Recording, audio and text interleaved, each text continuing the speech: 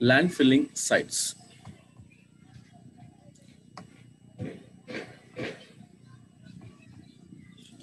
Degradable waste being accumulated in urban areas is used for this purpose.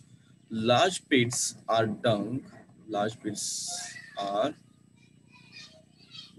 dung in open spaces far away from residual residential area, and those pits are lined with plastic sheets as a precaution against pollution of soil due to leaching of toxic and harmful material, right? अशा प्रकारे काय करतं की त्याला pack केलं जातं plastic वगैरे शीटने, right? Then what is done guys, काय केलं जातं पुढे इथे? Yes, so compressed waste, compressed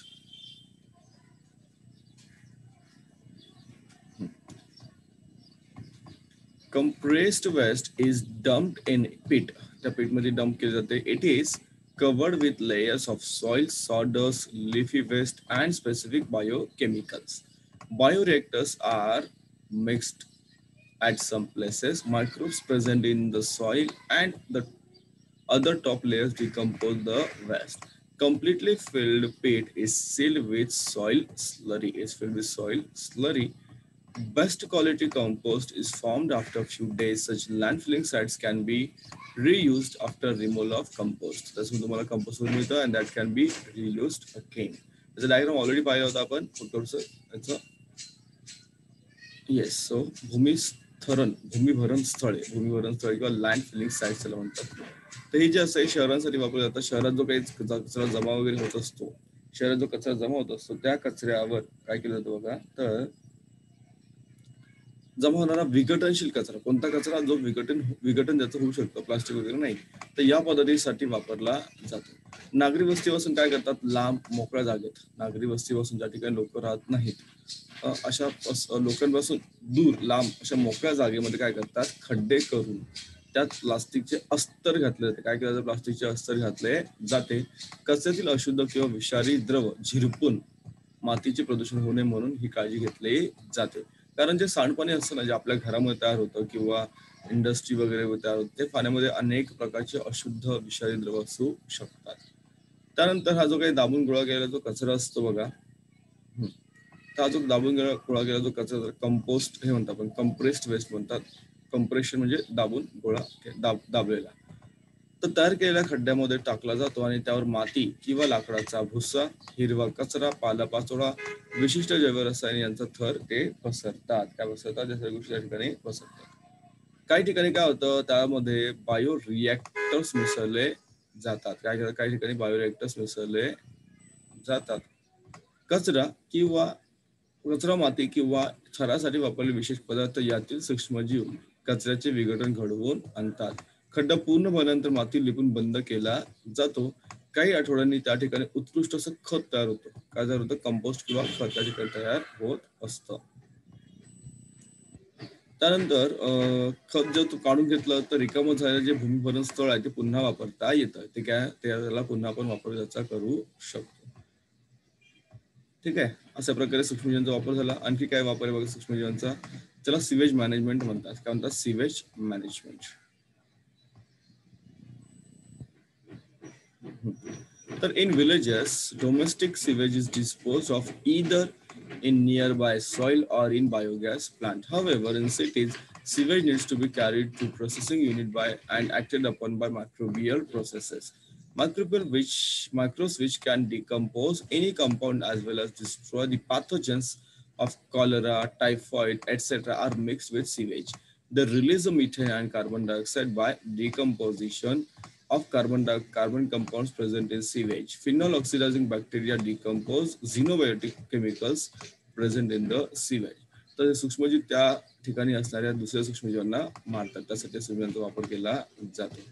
त्यामध्ये बघा, the sludge that settles down in this process, ती स्लज तयार होते या ठिकाणी, the sludge that settles down in this process can again be used as fertiliser. तुम्हाला सांगितलं की प्रत्येक ठिकाणी फर्टिलायझर तयार होतं, कंपोस्ट तयार होत असतो. Water release after microbial treatment is एन्व्हायरमेंटली safe. ते वॉटर कसं असतं, एन्व्हायरमेंटली सेफ असतं. Microbes used for bio remediation of environmental environment polluted due to sewage. Microbes are used for remediation of environment polluted due to sewage. सूक्ष्मजीवांचा या ठिकाणी वापर केला जातो आणि आपण म्हणतो बरेच सूक्ष्मजीव हे आपल्या पर्यावरणासाठी चांगले असतात आणि पर्यावरणाला स्वच्छ सुंदर करण्यासाठी उपयोगी पडत असतात.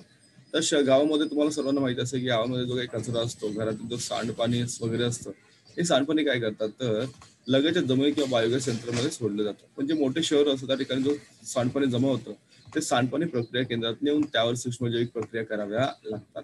सांडपाण्याचे कोणत्याही संयोगाचे विघटन करणारे, त्याचप्रमाणे आता संयोगाचं विघटन पण करायचे आणि त्या सांडपाण्यामध्ये जे काही सूक्ष्मजीव असतात जसं कॉलरा, हगवण, टायफॉइड हे जे जीवाणू म्हणजे ज्या जीवाणूमुळे हे सर्व घटक होतात किंवा हे आजार होतात, रोग होतात, त्यांचं काय केलं त्यावेळेस त्या ठिकाणी त्यांना सुद्धा नष्ट करणारे सूक्ष्मजीव त्याच्यामध्ये मिसळले जाते, वरून आपण सोडतो. याच्या आधी बघितलं ते जे मातीमध्ये जे सूक्ष्मजीव असतात ते सर्व प्रकारे घडून, यामध्ये आपण काय करतो, यातून आपण वरून त्याच्यामध्ये ते सूक्ष्मजीव ऍड करतो, मिसळतो. ते सांडपाण्यातील कार्बनिक पदार्थांचे विघटन करून मिथेन, कार्बन डायऑक्साईड काय करतात, मुक्त करतात. फिनॉल ऑक्सिडायझिंग जीवाणू हे सांडपाण्यातील मानवनिर्मित जे झिनोबॅटिक रसायनांचे विघटन करत असतात. म्हणजे काय तर माणसाने जे रसायन त्याचं सुद्धा विघटन लोक सूक्ष्मजीव करतात. आता या प्रक्रियेमध्ये काय होतं, तळाला गाळ साचतो. काय साचतो, तळाला गाळ साचत असतो आणि हाच गाळ काय होतो, खत म्हणून पुन्हा वापरता येतो. अशा सूक्ष्मजैविक प्रक्रिया झाल्यानंतर बाहेर पडणारे पाणी हे पर्यावरण दृष्ट्या निर्दोष असते. सांडपाण्याने प्रदूषित झालेल्या पर्यावरणाचे जैव उपचार करण्यासाठी सूक्ष्मजीवांचा वापर होत असतो. म्हणजे खूप मोठ्या प्रमाणात सूक्ष्मजीवांचा वापर हा करता येतो, फक्त त्यासाठी थोड्याशा तुम्हाला काही खर्चिक गोष्टी सुद्धा त्या ठिकाणी आहेत. क्लीन टेक्नॉलॉजी काय आहे तर बघा, क्लीन टेक्नॉलॉजी म्हणतात बघा इकडे काय आहे clean technology. So human beings has made a very fast progress in the technology. However, environmental pollution is also increasing with the same speed. Let us see the ways of control over air, soil, water pollution with the help of microbes. So microbes have natural ability of decomposing the man-made chemicals, hydrocarbons, and other chemicals are transformed with the help of these abilities. Some microbes remove sulfur from fuel. Then metals like copper, iron, uranium, zinc, etc. leach into environment from low quality metalloids. These are converted into compounds before leaching with the help of thiobacillus and sulfobacillus. सर्व सूक्ष्मजीवांच्या ठिकाणी काय करतात, त्याचा वापर या ठिकाणी करतात. तर रिमूव्ह करतात, वेगळे जे घटक असतात ते सर्व काय करतात, ते वेगळे करत असतात. काय आहे स्वच्छ तंत्रज्ञान बघा, क्लीन टेक्नॉलॉजी. येस, तर मानवाने तंत्रज्ञान प्रचंड वेगळी प्रगती केली, पण त्याचबरोबर काय झालं बघा, तर त्याचबरोबर जो पर्यावरण आहे त्या पर्यावरणाचे प्रदूषण सुद्धा त्याच वेगाने वाढलेलं आहे. म्हणून सूक्ष्मजीवांचा वापर करून तुम्हाला वायू, भू आणि जल हे जे काही प्रदूषण आहे याच्यावर तुम्हाला काय करता येतो, यावर नियंत्रण तुम्हाला ठेवता येते. कसं ठेवतात बघूया. तर मानवनिर्मित रसायनांचा नाश करण्याची क्षमता सूक्ष्मजीवांमध्ये नैसर्गिकरित्या तुम्हाला आढळते. या क्षमतेचा वापर करून हायड्रोकार्बन्स आणि इतर रसायनांचं काय केलं जातं, रूपांतरण केलं जातं. तर काही सूक्ष्मजीव काय करतात, इंधनामधून गंधक काढून टाकतात. काय करतात, इंधनामधून गंधक काढून टाकतात. त्याचबरोबर हलक्या प्रतीच्या धातुकांमधून तांबे, लोह, युरेनियम, जस्त असे धातू पर्यावरणामध्ये झिरपतात. थायोबॅसिलस आणि सल्फोबॅसिलस जीवाणू काय करतात, या धातूंचे झिरपण्यापूर्वीच संयुगामध्ये रूपांतर करत असतात. अशा अनेक, आता या प्रक्रिया आपल्याला वाटतात तेवढं सोपं नाही, जटिल प्रक्रिया असतात. फक्त आपल्याला त्याच्यात वरच्या ज्या गोष्टी दिल्या त्या तुम्हाला समजणं थोडं गरजेचं आहे. पुढे बघा काय आहे.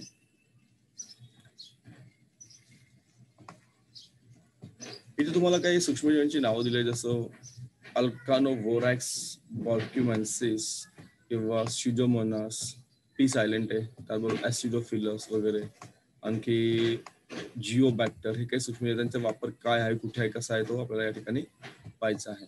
चला जाऊया. Caterpillar feeding on leaf. Okay, चलो आगे जाएंगे. ये जाओ अपन.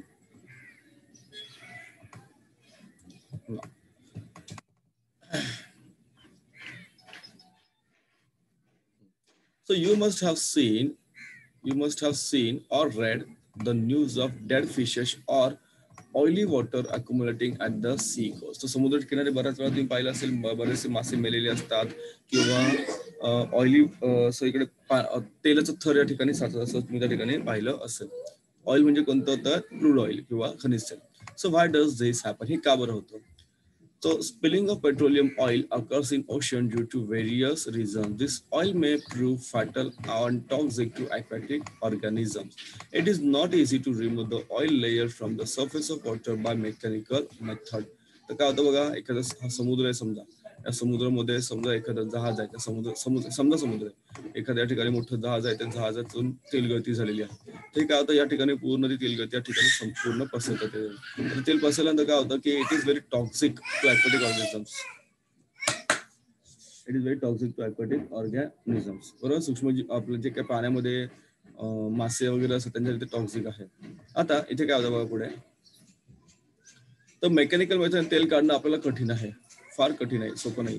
मग अशाच काय करतात, हाऊएव्हर बॅक्टेरिया लाईक स्युडोमोनास किंवा स्युडोमोनास नावाचे बॅक्टेरिया स्पीशीज किंवा Alcanivorax borkumensis have ability to destroy the pyridines and other chemicals.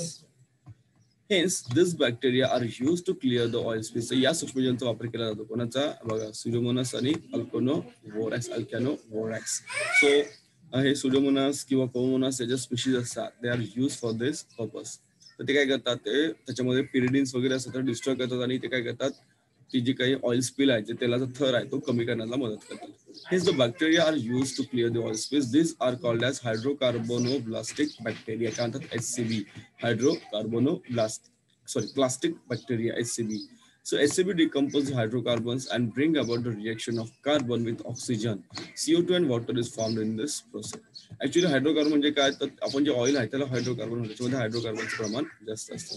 समजतंय? परत सांगतो बघा. इव्हन प्लास्टिकचं सुद्धा तुम्हाला त्या ठिकाणी प्लास्टिक सुद्धा डिग्रेडेशन दाखवलं त्यांनी. बघा, हे अल्कनोवोरॅक्स आहे. तर समुद्र किनाऱ्यावर जे तेलकट पाणी वगैरे पडलेलं असतं, तेलकट पाणी असतं किंवा हजारो पाणी मृत्यू झाले, हे बातम्या तुम्ही ऐकलं असतं. कसं काय होतं, तर समुद्रामध्ये विविध कारणाने पेट्रोलियम तेलाची गळती होत असते. तर हे जे तेल असतं ते जलचरांचे घातक असतं, विषारी ठरू शकतं. पाण्यावर राहिला तेलाचा तवंग यांत्रिक पद्धतीने, मेकॅनिकल पद्धतीने तुम्हाला काढता येणं सोपं नाही. पण अशा वेळेस आपण अल्कॅनिवोरॅक्स बॉर्क्युमेन्सिस किंवा स्युडोमोनास जीवाणूंमध्ये पेरिडिन्स आणि इतर रसायने नष्ट करण्याची क्षमता आहे. त्यामुळे तेलाचे तवंग नष्ट करायला या जीवाणूंच्या समूहाचा वापर केला जातो. त्यांना हायड्रोनोप्लास्टिक बॅक्टेरिया म्हणतात, HCB म्हणतात. हे काय करतात, हायड्रोजनचे अपघटन करतात आणि कार्बन ऑक्सिजनचं संयोग करून काय तयार होतं, कार्बन डायऑक्साईड आणि पाणी तयार होत असतं. काय तयार होत असतं, कार्बन डायऑक्साईड आणि पाणी या ठिकाणी तयार होत असतं. बरोबर, हे बघा, हे अल्कनोवोरॅक्स बॉर्क्युमेन्सिस आणि हे स्युडोमोनास स्पीशीज. बरोबर, प्लास्टिकचं पण दिलेलं आहे. काय बघा प्लास्टिकचं, एक minute.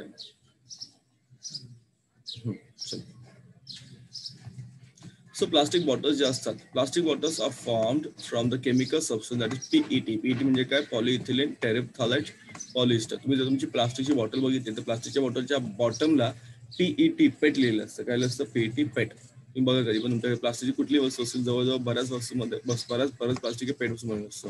Nowadays, most of the urban garbage consists of plastic. It has been observed that species like Vibrio, Ideonella saracensis can decompose PET. तर काही सूक्ष्मजीव याला सुद्धा डिकंपोज करू शकतात प्लास्टिकला.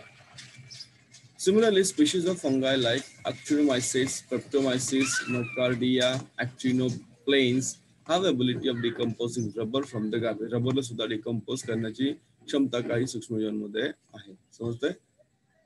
म्हणजे सूक्ष्मजीवांची ताकद खूप मोठी आहे. आपण जेवढी पाहतो त्याच्यापेक्षा मोठी आहे, फक्त त्याला योग्य युटिलायझेशन पाहिजे.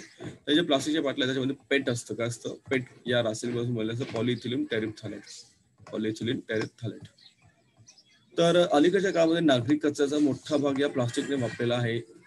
तर त्यामध्ये आयडोनेला साकिएन्सिस, विब्रियो प्रजाती पेटचे विघटन करतात. तसंच रबर जे आहे, रबराचं विघटन पण करतात. ऍक्टिनोमायसिस, स्ट्रेप्टोमायसिस, नॉर्कार्डिया किंवा नॉर्कार्डिया, त्यानंतर ऍक्टिनोप्लेन्स या कवकांमध्ये प्रजातीमध्ये हे आढळतं. बरोबर, पुढे बघा. सल्फ्युरिक ऍसिड, तर तुम्हाला जिओबॅक्टर दिला, Geobacter. Sulphuric acid is present in acid rain and materials coming out of mines. You know that erosion of metals present in the statues, bridges, building occurs due to it. Sulfuric acid is the source of energy for some species of bacteria like acidophilium species and Acidobacillus peroxidans. Hence, this bacteria can control the soil pollution occurring due to acid rain. समजलं? म्हणजे आता sulphuric acid हे जर जमिनीमध्ये गेलं किंवा मातीमध्ये mix झालं तर त्याला कंट्रोल करण्यासाठी you can use this bacteria like acidiphilium species, SP म्हणजे स्पीशीज किंवा ऍसिडोबॅसिलस पेरॉक्सिडन्स वगैरे. आता जेव्हा स्पीशीज माहित नसतं किंवा युटिलायझेशन मोठं असतं तेव्हा स्पीशीज वगैरे म्हणतात. समजलं? परत सांगतो. तर खाणीतून बाहेर पडणारे पदार्थ बघा, खाणीतून बाहेर पडणारे पदार्थ तसेच आम्लपर्जन्य यातून तुम्हाला सल्फ्युरिक आम्ल असतील. त्यामुळे पुतळे, पूल, इमारतींमध्ये धातूंचे क्षरण होते हे तुम्हाला माहित आहे.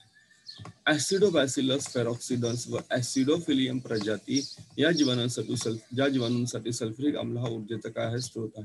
म्हणून आम्लपर्जन्यामुळे होणारे भूप्रदूषण हे जीवाणू आटोक्यात आणतात.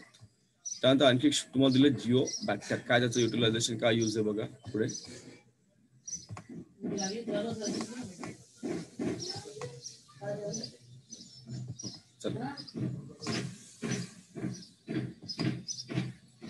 येस,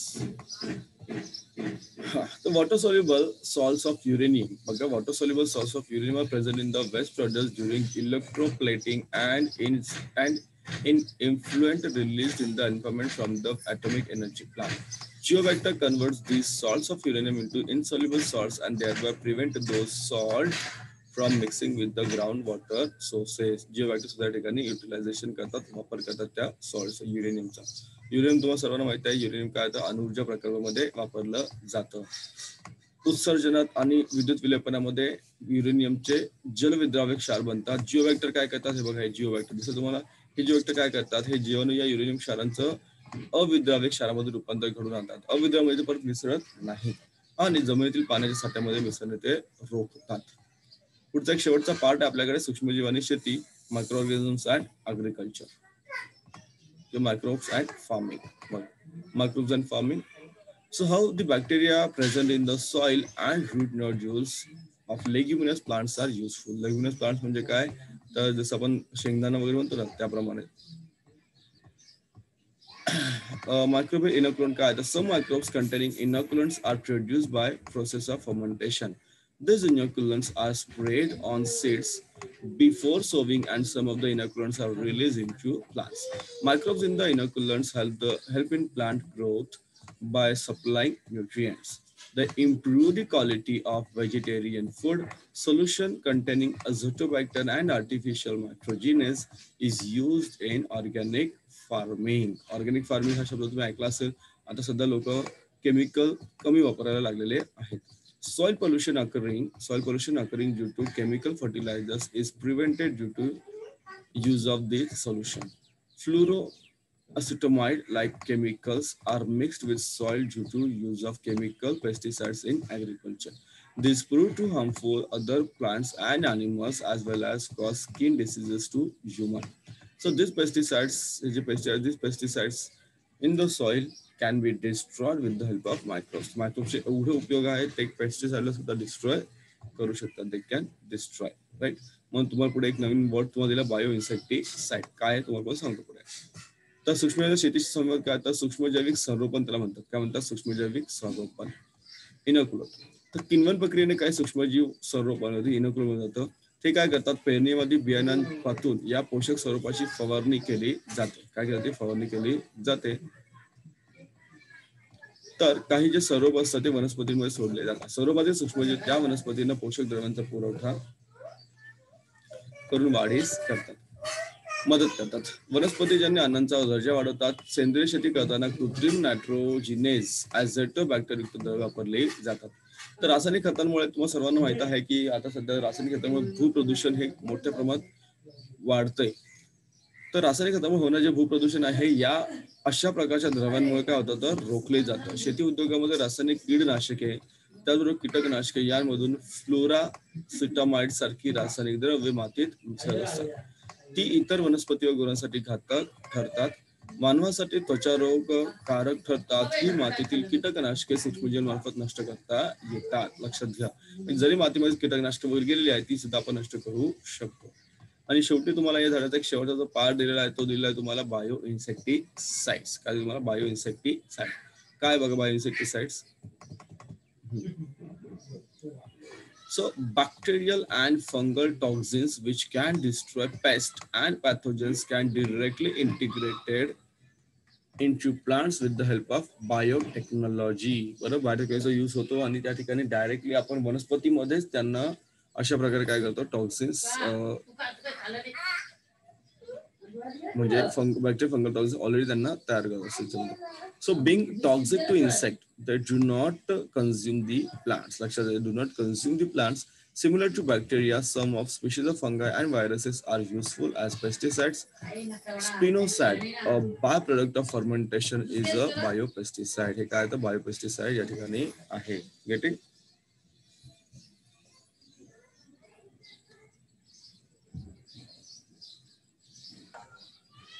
आगे जाएंगे.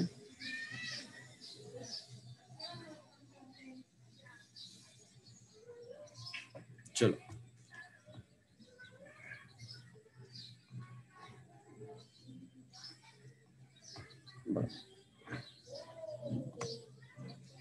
जैव कीटकनाशके. कीटकनाशके हा जो कीटकनाशके प्रत्येक शेतकऱ्याला वापरू लागतात, शेतीसाठी वापरू लागतात. आता ही जर ऑलरेडी असते, जसं तुम्ही जी बीटी कॉटन वगैरे तुम्ही शब्द ऐकला असेल, जे शेतकऱ्यांना शेतकरी वगैरे संबंध आहे त्या लोकांना माहिती बीटी कॉटन वगैरे काय असतं. तर जीवाणू आणि कवक हे काय करतात, यांपासून मिळवलेली व पिकांवरील कीड कीटक रोगजंतू नाश करणारी द्रव्य जीवाणूपासून मिळवलेली टॉक्सिन जैव तंत्रज्ञानाने थेट वनस्पतीमध्येच अंतर्भूत केले जातात. कीटकांसाठी ही विषारी असल्याने कीटक त्या वनस्पती खात नाहीत. जीवाणूंप्रमाणेच कवके व विषाणूंच्या काही प्रजातीचा वापर जैविक कीटकनाशके म्हणून होतो. किण्वन प्रक्रियेत मिळणारे उपउत्पादन जसं स्पायनोसॅड हे जैव कीटकनाशक आहे. काय आहे ते जैव कीटकनाशक आहे. बघा, हल्ली कचरा भरण्यास हल्ली वापरत आलेले जैव विघटनशील बायोडिग्रेडेबल प्लास्टिक म्हणजे पॉलिलॅक्टिक ऍसिड असतो. आवश्यकतेनुसारच अशा साहित्याचा वापर करा, पर्यावरण वाचा. पॉलिलॅक्टिक बघा म्हणजे बायोडिग्रेडेबल प्लास्टिक सुद्धा आपल्याला बाजारामध्ये आता मिळत आहे. पण गरज असेल तरच वापरा. शक्यतो जेवढं नैसर्गिक गोष्टी तुम्हाला वापरायच्या तेवढं तुम्ही वापरा. प्रश्नोत्तरे आहेत, खूप सोपे आहेत प्रश्नोत्तरे आणि महत्वाचे आहेत. सर्व प्रश्नोत्तर तुम्ही करा.